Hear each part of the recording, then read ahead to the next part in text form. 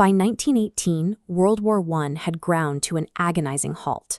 European armies were trapped in the mud of trench warfare, locked in a stalemate where advancing even a few dozen yards meant sacrificing thousands of men. The primary instrument of this deadlock was the heavy machine gun. It was a tool of pure arithmetic, engineered to cycle hundreds of rounds per minute and ensure that any mass of flesh and bone moving across open ground would be systematically destroyed. But hundreds of miles away from the mud of France, a different campaign was unfolding in the Middle East. General Edmund Allenby's forces were pushing the Ottoman army north toward Damascus, but to keep the advance moving, he required a deep-water harbor. He needed the port of Haifa. Capturing it required a direct confrontation with the established military logic of the time. The machine gun had made the massed cavalry charge a relic of the past, yet strategic necessity was about to force a confrontation between horses and entrenched automatic fire. Nature had already turned Haifa into a fortress. The city is wedged between two massive barriers, the steep wooded slopes of Mount Carmel rising to the south, and the swampy banks of the Kishon River to the north. The only viable path into the city is a narrow defile connecting these two barriers. It is a natural choke point barely 200 yards wide. German engineers weaponized this geography, fortifying Mount Carmel with 17 artillery pieces and overlapping machine gun nests. They transformed the narrow pass into a kill zone where every square foot was covered by pre-sighted fire. The only Allied force close enough to take the port was the 15th Imperial Service Cavalry Brigade. These were Indian regiments, Rajputs, Marathas, and Muslims, armed primarily with swords and 9-foot steel lances. With infantry support miles behind and no heavy artillery to suppress the heights, the brigade's survival depended entirely on the speed of their horses and the reach of their lances against a fortified wall of steel. At 2 p.m. on September 23rd, the brigade launched a two-pronged assault.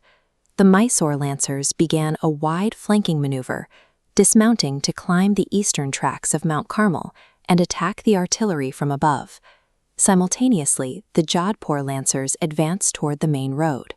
Attempting to bypass the fortified defile, the Jodhpur regiment veered toward the Kishon River, searching for a crossing that would allow them to outflank the guns.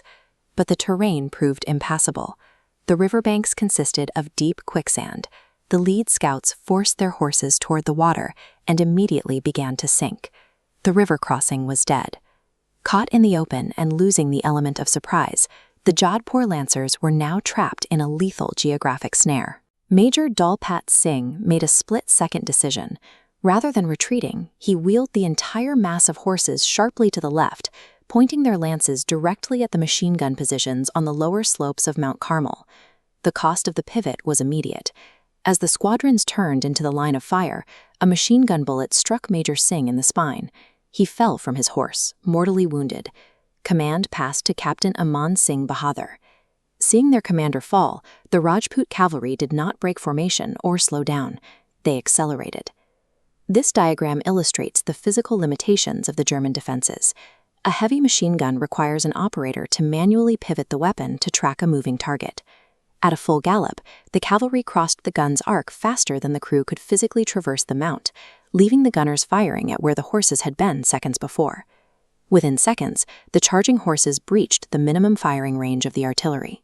The Lancers vaulted into the defensive positions, spearing the crews and capturing the guns before they could be re-aimed. The rigid logic of the machine age had been broken. The defense was overcome by a variable the engineers hadn't accounted for: the raw velocity of a unit that refused to stop. At 3 p.m., exactly 1 hour after the charge began, the Jodhpur Lancers reached the center of the city. Haifa had fallen. The outcome was a statistical anomaly. At the cost of 8 Indian soldiers killed, the brigade captured 17 artillery pieces, 11 machine guns, and 1,350 prisoners. The victory secured General Allenby's northern supply route, allowing the British-led forces to continue their push toward Damascus and effectively ending 4 centuries of Ottoman rule in the region. The suddenness of the capture also saved Abdul Baha, the leader of the Baha'i faith. He had been under house arrest and facing imminent execution by Ottoman authorities. The arrival of the Indian cavalry prevented the sentence from being carried out. In 60 minutes, a single charge had secured a vital supply port and altered the political landscape of the city, turning a tactical gamble into a decisive strategic success. Today, the soldiers of the Jodhpur, Mysore, and Hyderabad Lancers are honored in New Delhi at the Teen Murti Memorial. 3 bronze horsemen stand silhouetted against the sky, forever fixed in the moment of the charge. The battle serves as a cornerstone of Indo-Israeli diplomacy. Every September 23rd, the Indian Army and the city of Haifa hold joint commemorations to honor the soldiers who rest in the Mediterranean soil. On a narrow coastal pass in 1918, audacity overcame technology. It remains the last time a massed cavalry charge successfully captured a fortified city, proving that even in the age of the machine gun, a unit moving with enough speed and resolve could still break the front.